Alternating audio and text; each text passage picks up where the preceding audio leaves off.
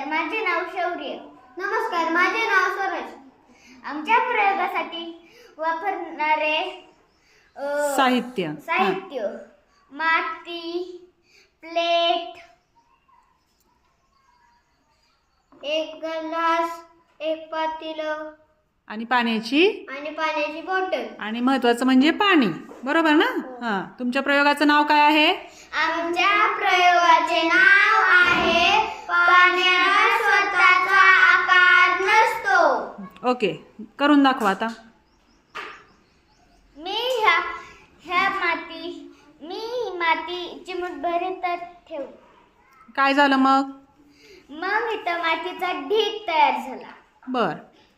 मी आता ह्या बॉटल मधलं पाणी ह्या पातेल्यात ओतलं.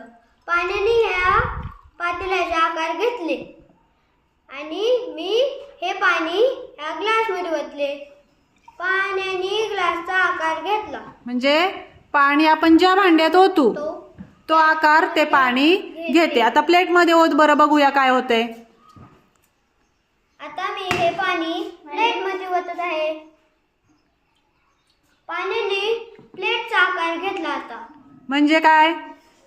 ज्या भांड्यात आपण पाणी ओतू त्याचा आकार पाणी घेते. याचाच अर्थ काय? पाण्याला स्वतः